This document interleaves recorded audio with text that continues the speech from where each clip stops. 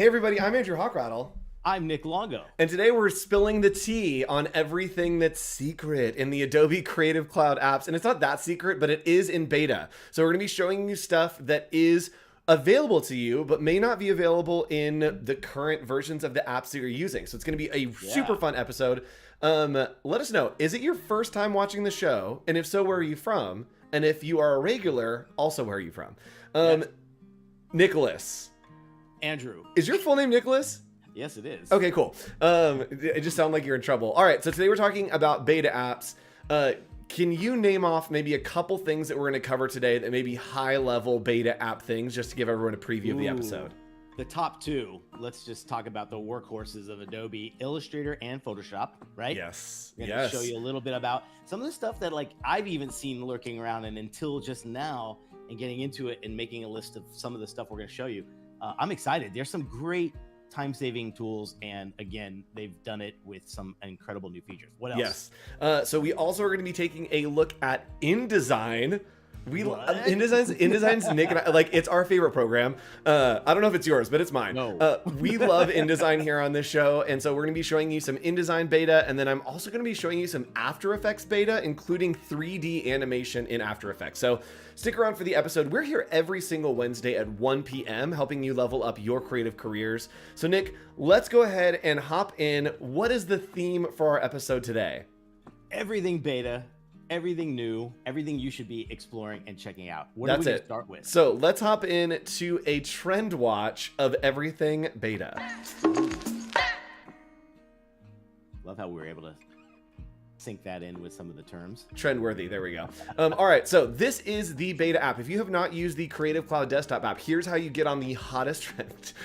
The internet's hottest trend is beta apps. Yes. So if you want to get all in, the usuals are there. All the usuals are there. These programs have everything: generative fill, generative expand. Okay, so if you want to get into these programs, you can open up the Creative Cloud desktop app, and right here on the left, you can actually go all the way over to where it says beta apps right above Nick. Nick, if you want to point up, right here, beta apps. And this is going to give you access to everything that is beta for you. You can see here, I have Photoshop, Illustrator.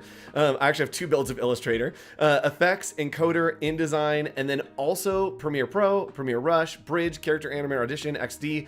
There are a ton of programs here in beta that are all things that you can check out and work with. And a lot of people are talking about InDesign in the chat. And also, during this show, hi chat. If you're just joining us for the first time, we like to have you up here. So say hi, chat. And we're going to be showing you InDesign. Yes, we are going to be talking about Cloud Docs. We're going to talk about integrations with Photoshop. There's a lot in the InDesign beta, and it's going to be really fun. So stick around. But let's hop in. Everybody, go download your beta apps and join us because we are going to be starting in Photoshop.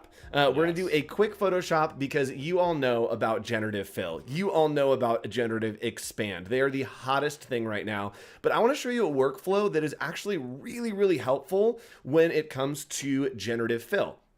So this is something that is in beta right now, so it's not available for commercial use, but it is built to be ethical, to be used for commercial use because it's built completely on Adobe stock. So let's go ahead and hop in, and I want to show you this workflow real quick of how we can use Adobe Express with the Adobe Photoshop beta, right? So we're going to go two betas against each other. Express is out of beta, but it was last week when we were playing this episode. Each other?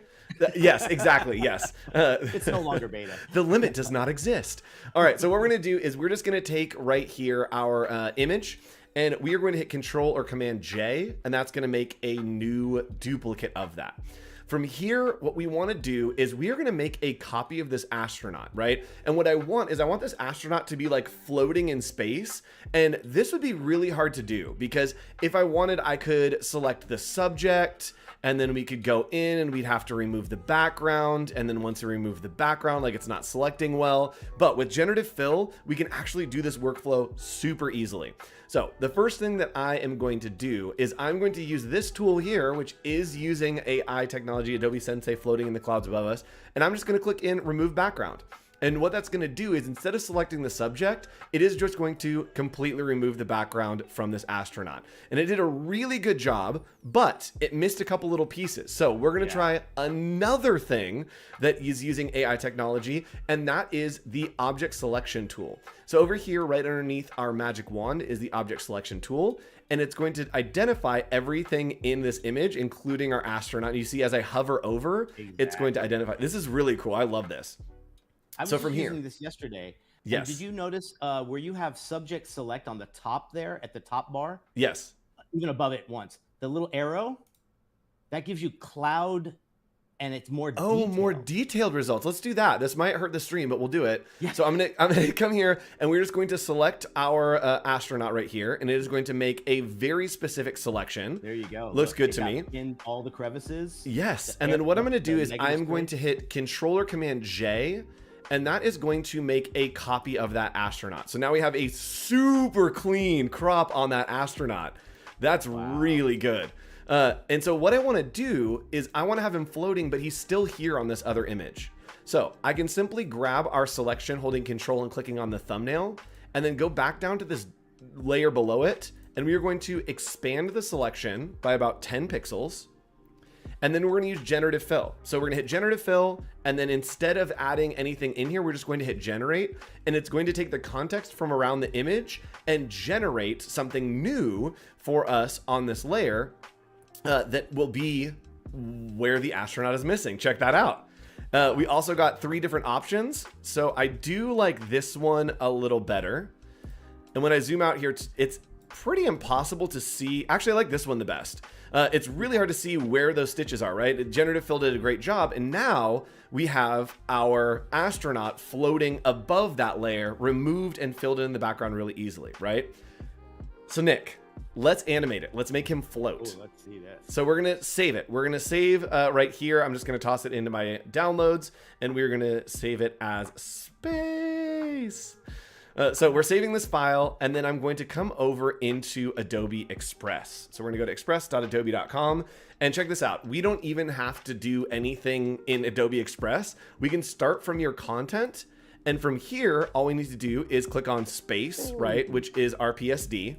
We're going to hit open, and it will convert this image. So it's evaluating the file, and then it's going to be converting this image for us. I'm interested to see what it does with the generative layer. We may have needed to compress that down. This is so advanced that both of these are talking and giving you the advantage of just being able to share it right from one app to the other. Yep. So then we go open an editor and check it out. It is going to have all of these here, and check this out. Oh, this is really cool. So if I hide this layer, let's just go ahead and move it. You can see that it has that generative fill, but it is only in the background. You can actually see what generative fill is doing. Oh, that's really cool. It's almost an elementary explanation of everything you just did in Photoshop. Yeah, so we have this separated directly from our PSD. It's brought in all those layers. And so what I can do is just go to animation, and let's have him,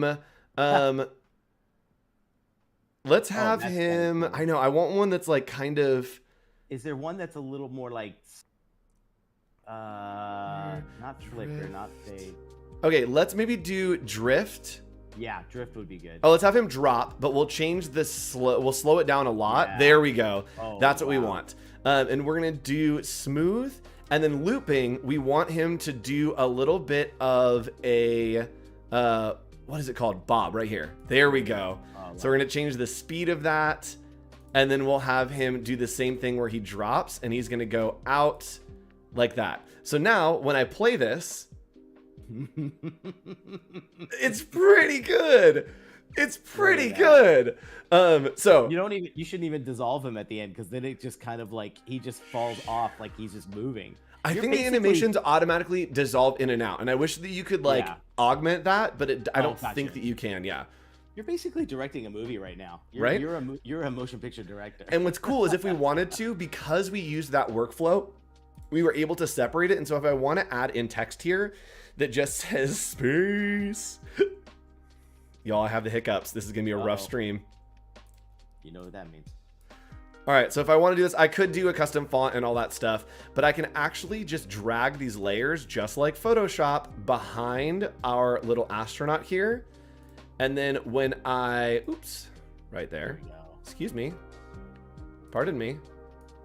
You have to do it behind. There we go. Right there. Got there it. it is. So now when I animate it,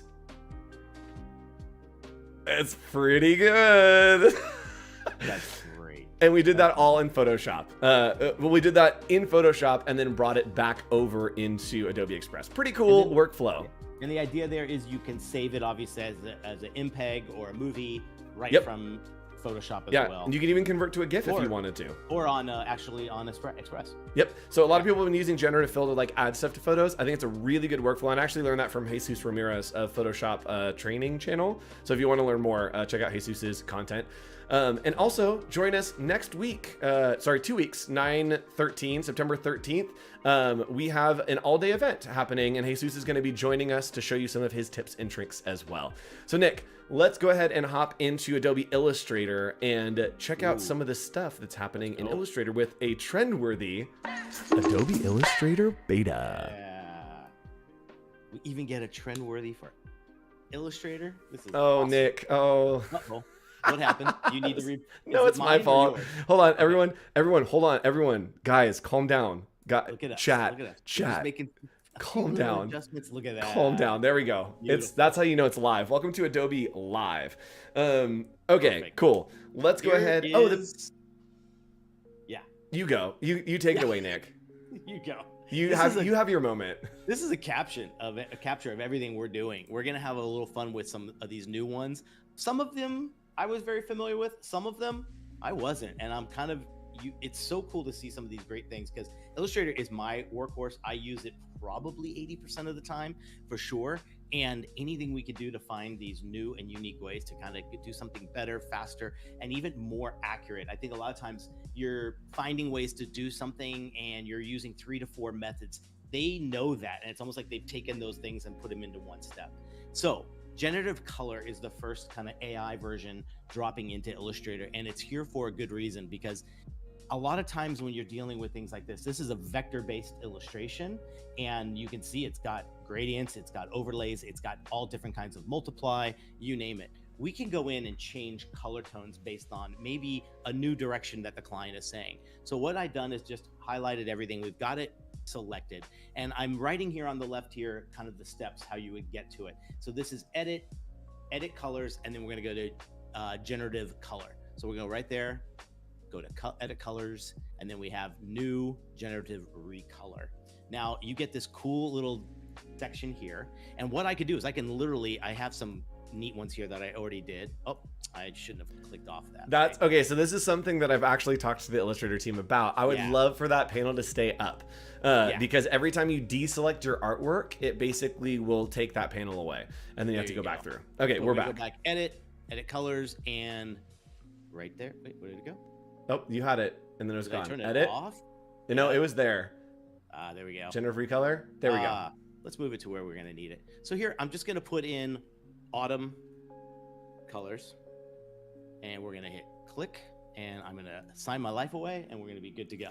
All it's doing is it's putting together, just like if you have been messing around with Firefly and Express or whatever, it's going to give you a few options, and you can see automatically I've got, look at, I mean, whole new personality, right? So cool. You get all these different ones to mess around with and play with and see.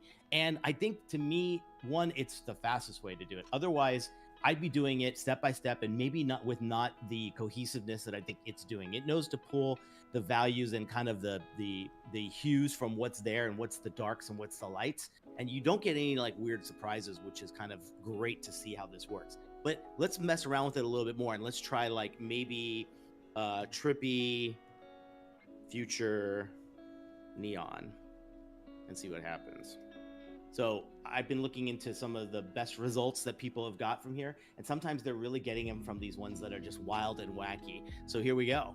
We get some really nice ones. This has kind of got some great neon factors to it, and you actually get 6 great, look at that. I mean, the richness and the vibe of these colors jumps comes out like perfect. It's So really good, and ones. the cool thing is you can generate as many you want, and it does 4 each time, and that way you can kind of cycle through, and it saves all of the different generations you have. And so if you like are in the summer beach on one, and then you decide to go to like winter forest, you can go back and forth and see really easily what the options are. So the other thing I was thinking too is, what if you just want a monotone, monocolor thing? I'm gonna try only reds and see what happens. So Oh, I have some advice for this too. yeah, there we go. Okay, so we have it there. So you, where it says colors right there, Yeah.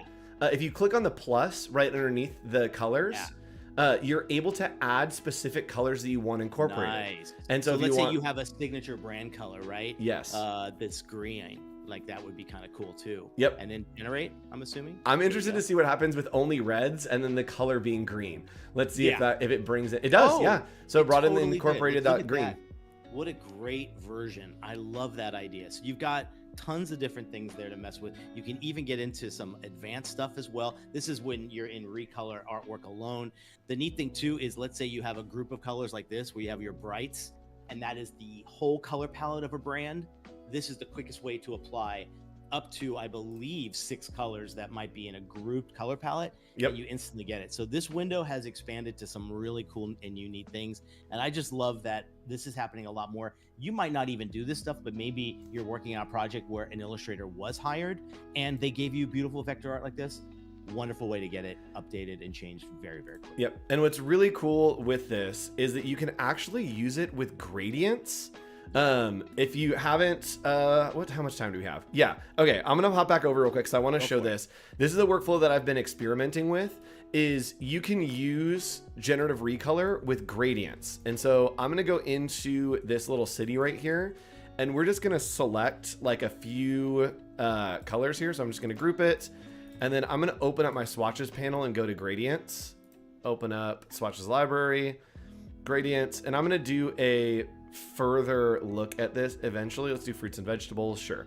And what you can do is we're just going to select each of these colors using the magic wand tool, get all of the pinks, and we're going to put that gradient. Then we can get all of the blues, and I'm going to set that at a 45. Always. Get all of these blues, give it that one, put it at 45. And then maybe we get these yellows, and I give it that one, put it at a 45. Right. So this looks okay. Let's do the oranges there and 45. Okay, cool. So now what I can do is with all these gradients, you can actually select this and then again, just go in and do edit, edit colors, recolor artwork, generative recolor. And my go-to is doing burned popcorn. Yeah. And maybe banana on here. And watch what happens. It is going to augment all of these gradients to keep your shading with the gradients, but update the colors. Wow. Right? So as I click through these, you can see, and if we wanted to do maybe like neon sign at night, right? And this might give us a lot more contrast, but it's going to keep those gradients the same, but it's augmenting each of those individual colors to give you a new generative recolor look. There we go, at the city. Oh, yeah. Right? You got that super heavy dark shadow, almost like illuminating the other side. Yep. So this is just another way to like take your design to the next level using generative recolor, and you can throw random gradients on there and then random colors and then use generative recolor to like find a good flow for you. So, all right, back to you, Nick. Cool. Let's talk about retype. Retype. Where have you been? Where have you been? This is like the savior. How many times have you like even brought in a font and you've outlined it and you're 2 weeks into a project and you're like, what was the name of that font? I didn't keep a live version of it.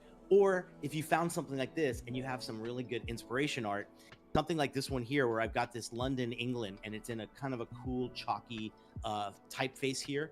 All you got to do is go to type and you go to retype beta. And what it's going to do is it's going to analyze those and give you the quickest match it can possibly do. Look how fast that was. I mean, I don't think you even had a progress bar there. I was going to say it like popped up and it's like, here you go.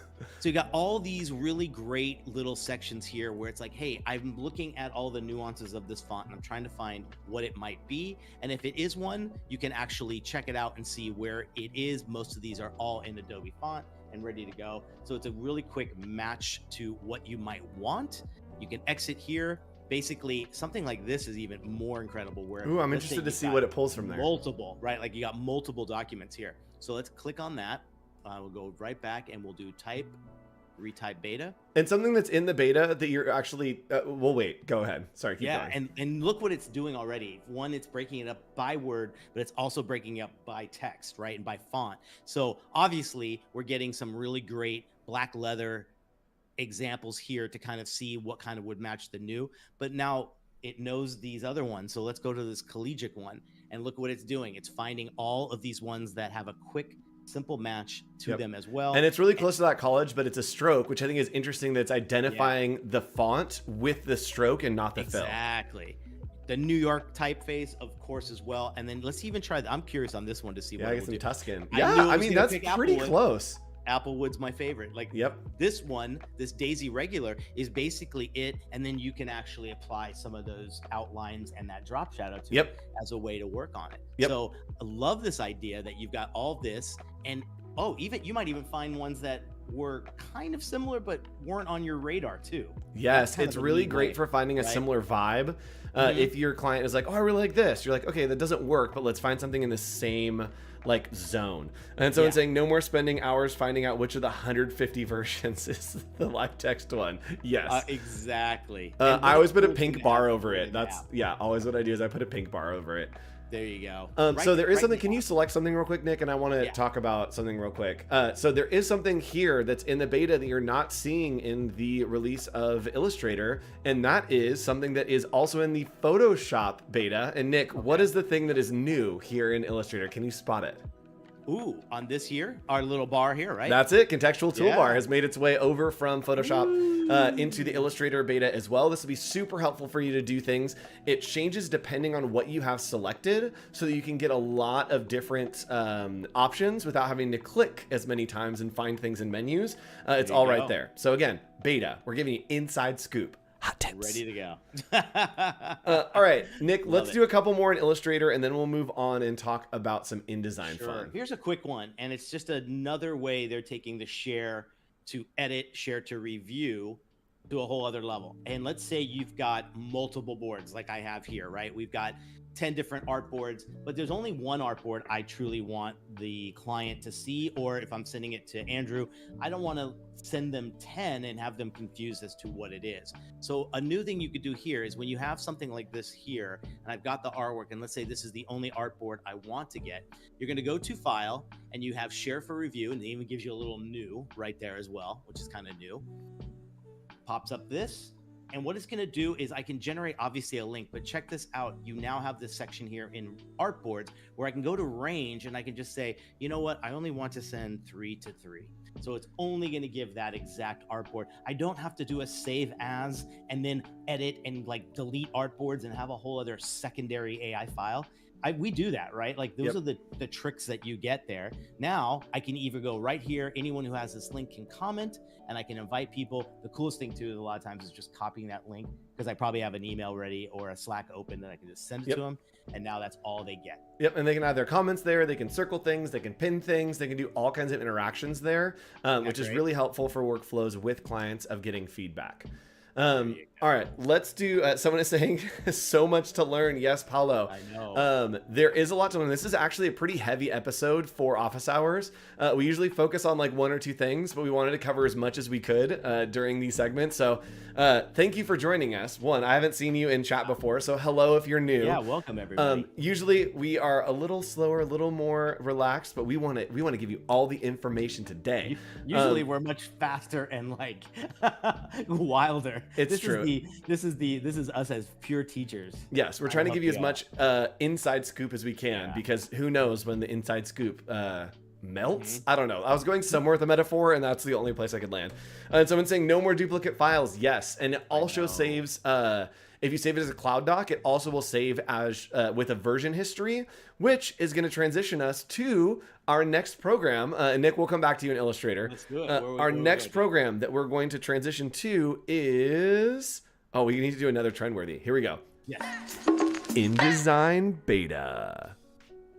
That's right, y'all. We are here in the InDesign beta. We love InDesign here at Office Hours. And it's finally here. It's finally in the beta. Cloud documents. Oh my goodness. Cloud documents. And someone's saying the feedback. Does the user need to have an Adobe account? No. They need to have an Adobe ID. So they don't need to have a Creative Cloud subscription, but they need to have an Adobe ID. And so they'll log in with their Adobe ID, which can just be their email, free to set up an account, and then they'll be able to comment back and forth. So they just need to have the ID. Web window based. All web based. Yeah. So they don't need to be in Photoshop, Illustrator. It's all web based, and they don't have to be paying for anything. They just need an Adobe account.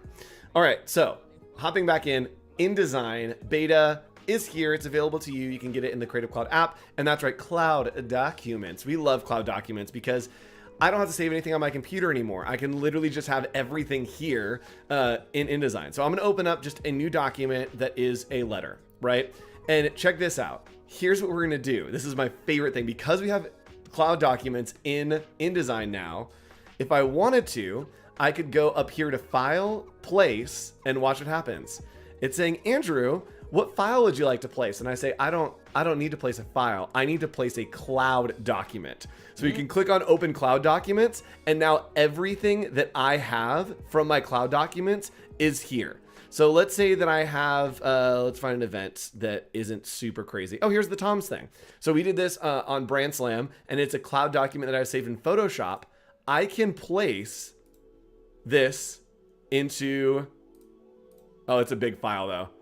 All right, so layers, sure. Let's actually just place the image. Let's do that. So I'm gonna hit OK. It's just gonna place the image for me. And I'm going to scale this down quite a bit. Right there, looks good. We are gonna increase the display performance right here to high quality display. And check it out, it is linked directly from a Photoshop Cloud document. Nothing has been saved on my computer. Now, Nick, here's the best part. Let's go back here, and Photoshop, we've saved it as a cloud document. So why not go into that cloud document and see if we can make an update? So here, I'm gonna make an update, and we're just gonna turn off this title at the top here. I think it's kind of a lot, so we're just gonna take off those. Let's go ahead and take off that, and then let's go ahead and save this. So we're gonna save this cloud document. I'm gonna close the cloud document. And when I come back into InDesign, you can see there it already has that little warning sign. And now when I go into my links right here, it's showing, hey, it's been updated. I double click on that, boom, it's updated. Wow. Nick, not a single megabyte was used on my computer to save any of those files. That's fantastic. It is all linked with Cloud Documents. So this is fantastic. If you are working, you can do rough layouts in InDesign and then link all your Cloud Documents. And then you can go back and change the Cloud Documents. You can update them. If you have templates for your clients, all you need to do is save the Cloud document and it will automatically update and flow everywhere that you have it. So this is one of my favorite things. And also now you can save an InDesign file as a Cloud document so you can work on the go. You don't have to have it saved to any specific machine. As long as you're logged in, you can open that Cloud document. And we add in share for review on there as well. So it literally, having Cloud Documents makes everything easier and everything work together more. And if you want to, oh yeah, here we go. If you want to learn more about working with Cloud Documents and working on big projects with this easy scale, I don't remember. I'm teaching a thing at Max. So if you want to, you can register for my session at Max. I don't remember what it's called, but I'll look it up during Nick's next segment. And then you all can come to, you can come to some of my segments at Max, or I believe that you can watch online as well. I'm not going to commit to that, but I think that you can watch online as well. So Nick, let's hop into some more Illustrator because there's so much in Illustrator. This is Photoshop. All right, we're in Illustrator. Let's intertwine some stuff. We all know intertwine, and remember how much we went crazy over it months ago when it was first revealed. They made a fun little addition to it that is very helpful because a lot of times, yes, you do have one thing over the other, and sometimes it's a little bit tough to see what is going on when you are in that zone of intertwining it. So right now, all I have here is I have like a big swoosh over my name here, and you can see it. Did I not group it? Let's see. Pull it together, Nick. I know, there we go. Why is it not grouped? I don't know why it is doing that, but I'm assuming I can still work. So go for it. And if there's a problem, then we'll solve it together. Here we go. Object intertwine. It is right there, and we will go to make. Now, what it's going to do is when you're on over here, oh, I think I know what I figured it out. We got to release it first. So let's go here. Yep, because you probably did it to practice. Oh, yeah, exactly. Oh, there we go. We are good to go. So I can take that. minus that, we'll group it. Yep. So now we have the two things. Yep. Okay. Select them both. We'll go to object. Oh, I think I know the problem. Okay. Yep. We'll see if it works. Oh no, you need to click on make. Make, that's right. Thank you very much. Intertwine and make. Yep. There it is. Okay. Yes. Now, when you were going here and you were going to like kind of, I'm going to zoom in a little bit. When you were going over here and trying to figure out what you wanted over and under the particular arrangement, when you hover over it, notice you get this really cool overlay now of what's behind it. So I can actually go in there and I know this is all I have to do to make sure that that's going to work. Notice here, everywhere you go, you're going to get that cool little indication of where the bottom layer is. And I think it's just more helpful in knowing that there's, in case there's something here that you might miss and it's a unique font or something kind of cool, we could do that. We'll get this here. Perfect. Oh, let's see. What did I just do? There we go. And we'll do that. Go back to here, intertwine, make, and I am completely lost. Okay, so what I think is happening. Release. Yep. There we go. What I think is happening is you need to have your letters grouped in the background. Yep. Okay. And then select both of those, make, and now click. Okay, now so click to intertwine. Yes. Exactly where it needs to go. But just like that. Yep, and it's just catching the end because it didn't have a clean overlay. But this little hover feature is kind of the newest thing they added to it. It just helps accuracy and making sure you're getting all those fun little areas. I think it's a solid little addition to it because it's been used so much. I love this feature. It's fantastic. Can you unintertwine? Can you hold like Alt or Option and see if you can unintertwine something like the G? Let's see, like this one here, and go like, would it be Control or no? Let me see up here. What was your idea? Okay, maybe there's not. I wanted to see if you could like unintertwine and yeah, okay. There it is. So I just had the option down and I go like this, and this should fix all of that. Yep, because interesting. Ooh, gave a neat little addition there as well. So it basically is reversing what your selection was. Interesting. There you go. So that's how it works. Okay, Perfect. let's do one more. Actually, chat. We'll give you chat. It's time for you. Do you want to see another beta trick in Illustrator, or do you want to see a beta trick in 3D in After Effects? Chat, you can vote, and while you vote, I'm going to show you my Mac session. So if you want to come to Adobe Max or you want to watch online, here are all the sessions that I am doing. You can just search my last name and I will pop up. I'm hanging out with Michael Fugoso. I'm going to be doing a Boost Creativity with AI-powered content creation. That's going to be a fun talk. Design at Scale. This is the one that we're going to be looking a lot at cloud documents, a lot at libraries, and show you how to build giant projects really quickly and easily. And then also Meet the Speaker. I'm hanging out with Wes McDermott, who taught me how to do the stuff that I'm about to show you. And so he is the authority when it comes to 3D. And chat saying Illustrator, fine. Guys, let's go. Here's the thing.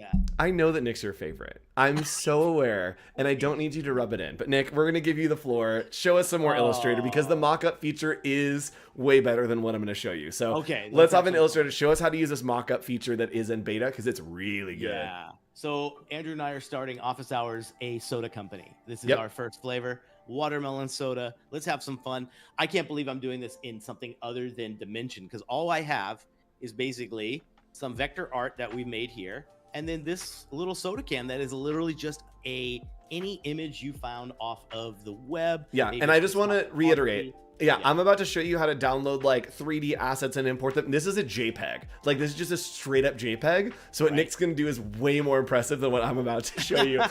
So yes, continue on with the mockup tool. Let's group this. I'm gonna bring it over and I'm gonna place it just right on top of it. You select both that and the can, and I have our little kind of route that we're gonna take. We're gonna go to Object, and there's a whole new thing here called Mockup, and then you go to Make.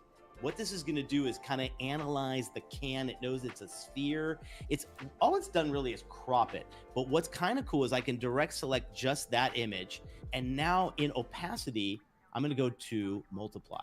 And you're going to see I'm going to get a totally different, better version. And this is totally movable. And notice it's turning as I kind of move it, which is really sick. This is just the funnest little way to mess around and get a quick thing. I can even go, this is very reminiscent of Dimension. You can just literally go bigger in scale, but notice it keeps the mask to the box that's there. Another fun little feature is I was trying to find one that I felt was going to be a little bit complicated. And this box is not only multi-paneled and open, but it's in a bit of a forced perspective, right? We're looking at it from atop a little bit. So if I have something as simple as this little sticker and I bring it over here, we bring it to the front, I'll make it a little bit smaller just so we can see. Let's take that and our box, and we'll go to object, and we'll go to mockup and make. Now it takes a second. It's figuring out the dimension. It's figuring out the perspective of it. Boom, right in there. And Nick, what happens if it's like wrapping around that corner there? Ooh, that's a good question. Let me give it an opacity first. Watch this. Darker, right? Let's say we want, sometimes it goes like on the actual corner. It's so good. Can you zoom in on it? Yeah. Look at this. Let me move them. We have a new mockup window, by the way, where yes. it actually goes into the Adobe stock. Yes, and shows your preview on all these other things. This is great. Now look at this. You're moving it over here. Look at how good the perspective is when it comes to something so forced. You got so many different angles, and it works really nicely as well. I'm assuming I can just do. Yep, you can just duplicate it. Look at that. Yep, and you can even drag it up to that. Oh, let's try to put it on the top of the box. See if it like snaps there. Oh my gosh. It's so good. Well, here, that's a great question. Now, can I turn this or no? You can, I think you can just use the rotate tool. Oh my gosh. Yeah. So it's regular, It's a lot of complexity in there, but it's actually, at least it got the angle right. And let's say it's just a fun little, like, follow us on Instagram or something you want to put on the inside of the box. Yep. That works. And this is cool too. You can even put it on clothing and anything that you found. So if your client has a specific apparel or something that they want to use it on, I can literally take this art, drop it over here. Let's size it a little bit better. Like that. Select both. We'll go back, object, mockup, make. It takes a second. And all it's going to do is a quick little tweak. You're going to see it's a little bit more I was just saying, it's not going to change it like at all, but the thing that it does, and if you want to multiply that, the thing that it does that really sells it to your client is, can you, once you multiply, zoom in to the wrinkle on the right? Yeah. You can see that it's following that wrinkle, and that is the difference between it being just like we threw it on a shirt and being like, oh shoot, this is an actual like mock-up of what it would look like. Pretty cool. I love this idea. Even just having something like this, the time saver alone. Look, I'll go in Dimension when it's time to do the real ones and something that I know is 100% like approved and going to be used in like a lot of stuff. But to get a quick render like this and shoot it off to a client in Share to Review or something like that in Illustrator and not leaving it at all, you're saving so much time. That's so good. Yeah, and someone's saying displacement maps. I actually think that that's how it's working. I don't know, and we actually have an episode. Actually, Nick, let's talk about this real quick. And someone's saying using Illustrator and Photoshop. Actually, chat. Okay, here's my question. What is your opinion on having this in Illustrator versus Photoshop? That's definitely a conversation that has been happening, and a conversation that I've been a part of with the Illustrator team as well. We love your opinions of why is this an Illustrator? Do you love it in Illustrator? Would you rather see it in Photoshop? Nick, what's your take on this?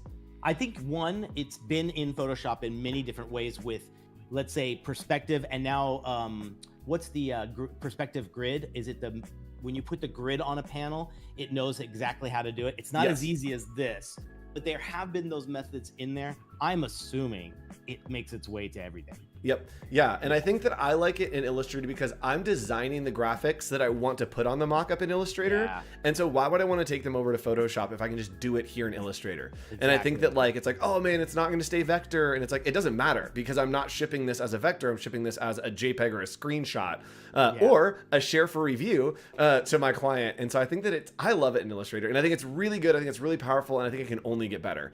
Can I show one last thing that's in Illustrator? Absolutely not. Because this is... Yes, fine. I have prayed to the gods that this would exist, because if you do a lot of packaging, or if you need to know sizing and dimensions, and you hate making all those little crossbars with the end caps and the arrows and then measuring it, and is it an accurate measurement? Here's a die line. Nick, I need you to know that what you're about to show, I don't even know about. Like, I have not seen this tool before, so I'm so excited that we're showing beta stuff. Yeah, and it looks just like this in your little toolbox over there. When you get the beta, it shows up in there as a default. Now, I'm gonna do it real quick on this particularly a triangle. Triangles, having to make these little dimension lines on it are really tough. You just grab the dimension tool and you go here, boom. I'm sorry. Boom. Thanks everyone for joining us. This is the end of design. Boom. What? Is that not the coolest thing ever? I mean, this is great. And also, you can double click and you can set your own preferences. Color, line weight, font, arrow size. Does the arrow get bigger? Do you need to emphasize that in some way or whatever? So it's totally customizable, which is fantastic here. But for me, it's so great when I get a template like this and the client is saying like, what is that odd size here? Because like, notice like this bar and this bar are a little bit different, right? So if I click on this one here, go to the dimension one, and we just pull out like that, you get this 4 inches, right? I go to this one. It's doing the same one. It's doing this. I get exactly what it's doing. I thought it was a different size, but I can get to everything here and see exactly what it is. This not so the bleed everything? Yep. Can you hit your guide? Can you turn those off, or are they actual shapes? Oh, good question. That's my question, is like, can I disable those, or are they actual shapes that are there now? Yeah, there they are. They're just there as complete elements all alone. Oh, dimension object expanded. Okay, that's so interesting. I'd be interested to see more about dimension. Here's what I would do. Oh, you can change units, colors, line weight. I would actually make a new layer. Yeah. Do them all on that, and then that way it's lockable, and you can hide it and do whatever you want. Yep. And Joshua Merrill's saying, now I'll know the dimensions of all my Illustrator artwork, even if it's not required. Yes, absolutely. Exactly. And someone's saying, Will Blanco, our friend Will. We love Will on this show. Hey, Will. Will's asking, can you do millimeters? Yes. I think you can change it to whatever you want. So everything is in your options there. You can set the scale. You can set all that stuff. Whatever you need. That extension bar, the weight of the line. Where has this been? Thank you so much, Adobe. I'm done. Yes. Okay. So let's go ahead and hop in Nick's out. Oh no. What? I just accidentally end the show. Bye everybody. Okay. So I'm going to show you some 3D stuff. And this is something that is available to all of you. 3D usually is a separate subscription. A lot of 3D stuff is a separate subscription. This is something that's available to everyone that you can play around with and try to an extent. So again, this is beta. Today is the beta episode. Buckle up, guys. Buckle up for our, where we go. Premiere Pro doing 3D objects. Oh, it's the wrong. Hold on. After Effects doing 3D objects. I just said the wrong program. It's not Premiere Pro, it's After Effects. Okay, so we're gonna go here, and this is a great link that's a good resource if you want to get some 3D objects. And this is substance3d.adobe.com/assets. And this is where we can download assets. And Nick, I need a thing from you. In chat, you can suggest a thing as well. Anything, just an object. A table? A table. All right, so let's do table, and chat, you can do one as well. So I'm going to search table, and you can see that there are all of these tables here. Which table do we like, Nick? I like that one, right? Next one down with the mission style. No, with the X's in it. This one? That one, yeah. Okay, cool. So what we're going to do is we are going to click on this, and it is going to give us the option for an FBX file, or it's going to give us a GLB file. And this is so different from what we usually do on office hours, which I'm actually really excited about. And what's cool is I can come into the web player and watch what happens when I click on web player. It's going to take a second to render, but it is now giving me this object in 3D right here on the web, so I can really see what it looks like, and I can scroll to zoom to see all the details. And I believe can look at wireframes, and then I think there's a way to add some of these. I don't think this one does have textures on them as well. And so you can really play around with that. And someone's saying flip cup table. Yes, absolutely. Yeah. Which maybe we'll do that. Maybe we'll put some cups. So let's do that, chat. Ooh, we're going to download a GLB file. So I'm going to download GLB right here, and it's downloaded for me. And then I'm going to come back here, and I'm going to search. We're just going to do cup and see if we can get a 3D cup. All right, I want one that's more of like a solo cup, right? Yeah. All right, there's not a 3D model, which is fine. We're just going to use a crockery cup. We're classy. Yes, and I downloaded the FBX file, which is not what I want. I want the GLB file. So I'm going to download the GLB, and then I'm going to come over into After Effects. So I'm going to open up the After Effects beta, and we are going to bring this in here. So this is already in the beta, and if you want more information, we actually did a boot camp all about After Effects, all about 3D, which is really cool. So we are going to do not migrate settings. Let me open up After Effects. I had it closed because it will bog down. Also, if the stream gets choppy, guess why? Because we're animating 3D objects directly in After Effects as we try to live stream. So this is a really, really simple workflow, and it's fun if you want to play around with it. The disclaimer that I have, you cannot add textures to these objects unless you are using Substance 3D Painter as well. So these are all going to be white. They are all going to not have anything on them because we need to, again, Painter applies all the skin and everything that the surface could be applied or mixed up with, right? Yes, exactly. And so what we, man, if we have time, I'll show you another work as well. Okay, so we're going to do new composition here, and we are just going to all of those things. So we have our composition, looks good. And then what we're going to do is we are going to open up our downloads. And we have in our downloads those GLB files. All right. So I'm going to add in the table first, and I'm just clicking and dragging that GLB file directly into After Effects. And we're going to hit OK. We want to import all those things and watch what happens. Dun, dun, dun, dun, dun, dun. Is that like an overhead view? Table. Where's our table? Wait for it. Table. Table. Can you move? Hold on. Let me try to do the cup. GLB. Oh, I think I need to make comp size object position. All right, here we go. We're gonna make it comp size. I'm gonna hit OK and see if we can do this. I'm gonna be so stressed if this doesn't work. So much going on behind the scenes right now. Yes. Y'all, what is happening? Oh no, I'm so stressed. Okay, we want to... Yeah, oh yeah, move it around a little bit. Like I do want to rotate it. It's not rotating. Oh no. Oh no. Did I do something wrong? There it is. There it is. Okay, there it is. I'm doing something wrong. I just needed to move it, and then it rendered it. Okay, so there's the dining table, and I'm guessing if I move it... move the cup. Let's find out where that cup is. Turn the cup on. There it is. There it is. Look at that. Again, Nick, what's the theme of this episode? Beta, baby. Beta, baby. And so these are stuck together. I don't know why. I'm going to just delete those real quick and bring them back in. Actually, let's get the table. Let's get the table going first. So the table, I'm going to use the orbit around cursor, and I think this is going to help me get these 3D objects. There we go. And you can see that we are rotating it, around the center. Oh gosh. It's really cool to dive into these and figure out how to move things in 3D space. Yes. If you guys haven't messed with this in Dimension, it's really good to know that, because it's a whole other way of thinking of arrangement and scale. Yes, and you can see, there we go. That worked. That worked just fine for some reason. That was so easy. That worked just fine. So we can pull this here, and then we are going to zoom this in quite a bit. Okay. There we go. And now I think it'll be easier to kind of change the direction. There we go. And it's moving around the center point, which is kind of the issue that we were seeing before, is that we're moving around the center point. Now, what's really cool is with this being a 3D object, we can come in here and we also can change, let's say the X rotation. X is this way.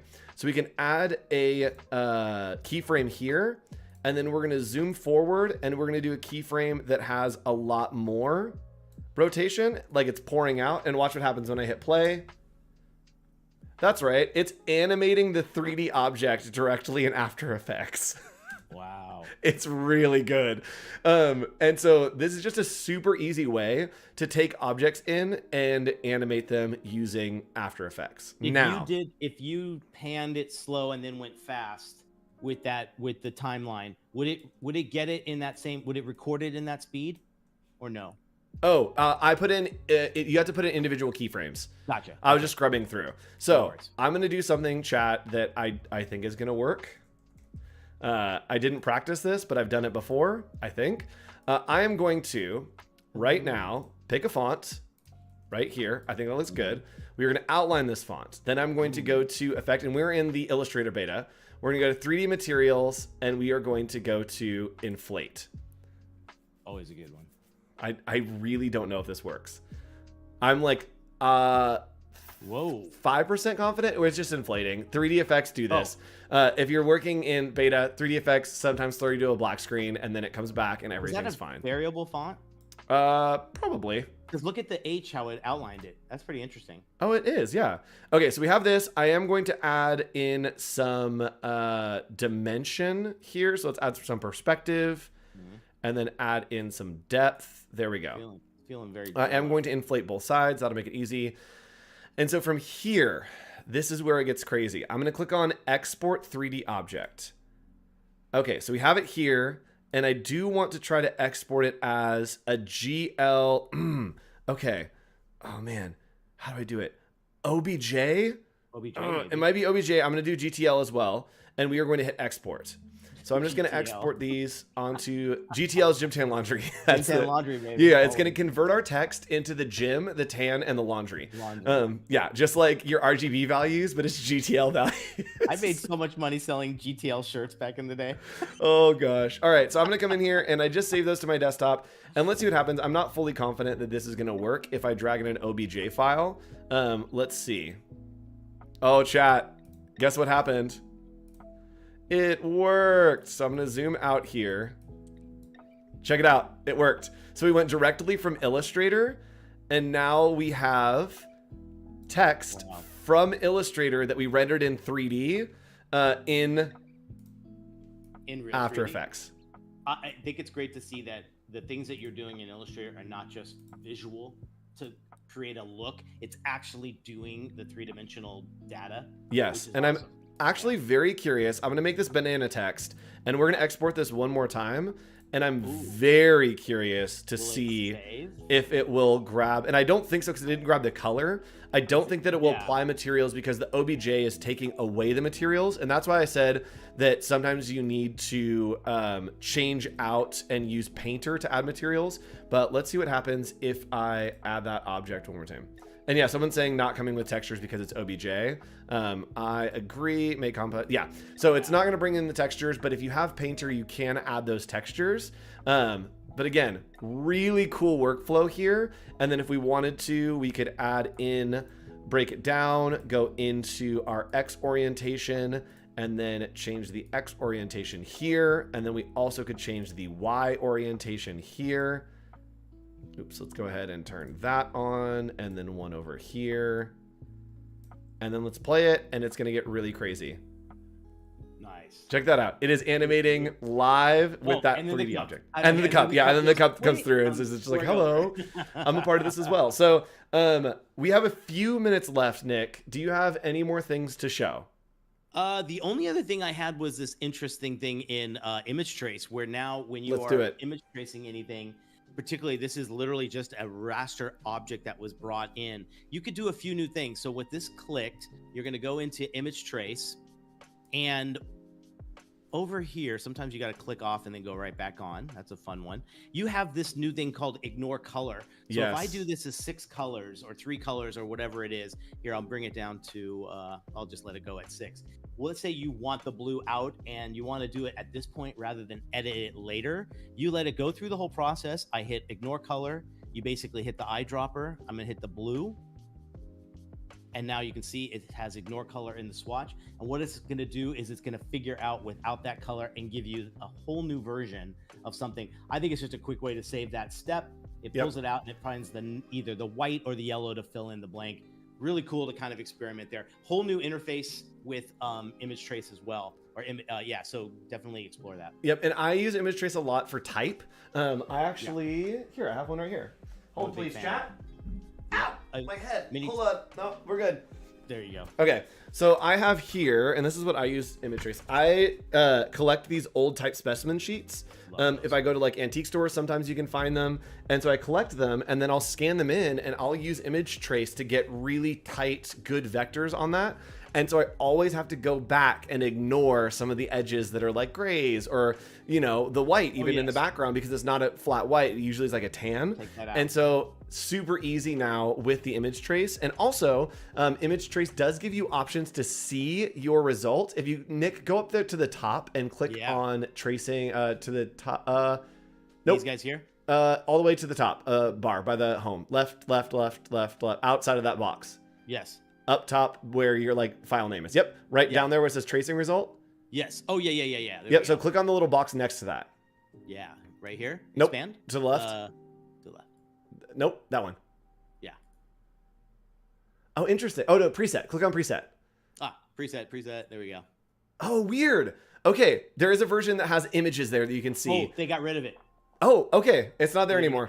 welcome to the beta episode. All right. This is so new beta. The old one had it. This one they got rid of it. So thanks so much for joining us. That was the beta episode. Everything that you need to know. Again, you can download these by just going to Creative Cloud Desktop app and clicking on beta apps, and then download all of the beta apps. Play around with them. Play around with some of these new features, and maybe you'll see them in the future, and maybe they will evaporate into oblivion. Thanks for joining us, Nick. Next week, what are we doing? A very special episode. It's round 3 of Brand Slam. Brand Slam. So come back next week. We are doing a show where we take 2 random brands and we try to switch their branding and see what happens. You can design with us. So open up Illustrator. Join us next week at 1 p.m. Pacific time, and we'll see you every week here on Adobe Office Hours. Bye, everybody. Bye, guys.